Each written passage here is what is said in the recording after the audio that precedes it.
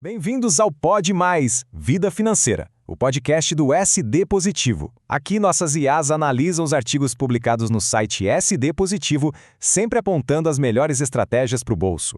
O título do nosso artigo de hoje já é uma quebra de paradigma, né? Renegociar é planejar, não correr atrás do prejuízo. A ideia aqui é justamente desconstruir essa noção de que negociar dívidas é um sinal de fracasso. Vamos ver como, na verdade, isso é um ato de pura inteligência estratégica. E tudo começa com essa frase que é muito poderosa e resume bem a nossa conversa. Quem negocia com clareza preserva patrimônio e autoestima. Percebe? Não estamos falando só de dinheiro. Estamos falando de proteger o bem-estar, a paz de espírito e a autoconfiança. Esse é o nosso ponto de partida. Para a gente organizar o raciocínio, nossa análise foi dividida em 5 partes, ok? Primeiro, a gente fala da mente, da virada de chave. Depois, a gente entra no plano, no poder da preparação. Em seguida, vamos para a ação, com estratégias práticas de negociação. Aí vem um alerta sobre os erros que todo mundo precisa evitar. E por fim, a gente foca no que realmente importa, o verdadeiro patrimônio. Então, vamos começar pela mente, a virada de chave. O objetivo aqui é bem claro. É reposicionar completamente a forma como se enxerga o ato de negociar uma dívida. Pode parecer simples, mas esse é o passo mais importante de todos. E essa imagem aqui ilustra essa mudança de forma brilhante. De um lado, o que muita gente pensa: renegociar é fracasso, desespero, vergonha. Mas a realidade, a vida financeira como ela é outra coisa. Renegociar é estratégia, é gestão, é planejamento, é, no fim das contas, reorganizar o jogo para virar a partida a seu favor. Então, o ponto crucial é este, olha só, o problema não é ter a dívida, o que causa o dano de verdade é a negação, é fingir que ela não existe. Reconhecer o problema é o primeiríssimo passo para de fato retomar o controle. Certo. Agora vamos avançar para a segunda parte, plano, o poder da preparação. Porque, veja bem, uma negociação de sucesso não começa na hora que se liga para o banco. Ela começa muito antes, com calma, com organização.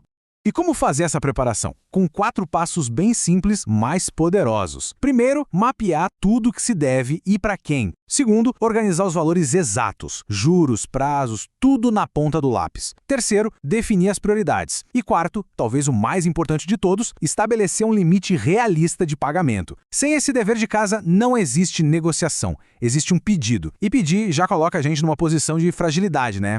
Agora, o que é bem interessante aqui é esse conceito de munição legítima. Os documentos, extratos, contratos, faturas não são só papel. Eles são a nossa força na mesa de negociação. Ter informação à mão gera poder e mostra que se tem controle da situação. Ok? Com a mentalidade ajustada e o plano todo montado, a gente chega na ação, estratégias de negociação. Aqui o papo é sobre como se portar e o que de fato colocar na mesa como proposta. A postura durante a negociação define o jogo. De um lado, a gente tem a fragilidade, chegar com nervosismo, com um discurso emocional, quase implorando por uma solução. Do outro, a gente tem o controle, sentar com serenidade, objetividade e, principalmente, com uma proposta. Negociar não é implorar, é propor. A percepção do outro lado é quase tão importante quanto os números. E aqui, algumas regras de ouro. Primeira, nunca aceite a primeira proposta. Sempre existe uma margem. Segunda, o foco tem que ser em reduzir os juros, porque o impacto a longo prazo é gigante. Terceira, buscar um acordo que seja sustentável, ou seja, um acordo que se consiga cumprir. E por último, ser transparente sobre a situação, mas mantendo a objetividade. A negociação é um processo racional, não terapêutico. Agora, uma parte que é fundamental, é um alerta, na verdade, os erros a evitar. Vamos falar sobre aquelas armadilhas que podem sabotar todo o plano, toda a preparação que foi feita. E antes de listar os erros, fica a pergunta para uma autoavaliação rápida. Será que algum desses erros soa familiar? É sempre bom refletir um pouco. Bom, os erros clássicos são fatais. Por exemplo, negociar sem ter um limite claro, acabando por aceitar o que não dá para pagar. Ou então focar só no alívio imediato e ignorar o custo total lá na frente. Procrastinar, sabe? Ficar esperando um milagre financeiro. Agir no calor do momento, sem cálculo. E o pior de todos, o erro da invisibilidade, que é ignorar as ligações, os e-mails. Isso só aumenta o estresse e o tamanho do problema. Com isso, a gente chega na nossa última sessão, e talvez a mais transformadora. Foco, o verdadeiro patrimônio. Porque o que se ganha nesse processo vai muito além de limpar o nome. A mensagem aqui é direta, poderosa e vai se construindo passo a passo. O primeiro ponto, fundamental, é: dívida se enfrenta. Não dá para esconder debaixo do capete ou atrás de desculpas. A negação, como a gente viu, só aumenta o problema. E quando se enfrenta a situação de frente, uma coisa fundamental é recuperada: o controle sobre as próprias finanças. E o mais importante, na minha opinião, é que se recupera a própria narrativa. A dívida deixa de ser um peso que define a pessoa e passa a ser um projeto de solução, com começo, meio e fim.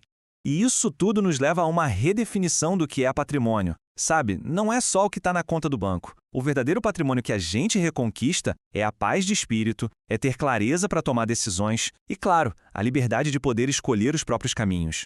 Para a gente fechar, fica esta reflexão. E se todo esse processo de reconquistar a paz e o controle começar com um único e simples passo? Uma conversa. A decisão de parar de fugir e começar a organizar a casa. Este artigo que analisamos faz parte da série Educação Financeira com o ST Positivo, que foi criada para inspirar mudanças concretas na relação das pessoas com o dinheiro. Fique de olho nos próximos temas para fortalecer ainda mais a saúde financeira ao longo do ano. Até a próxima!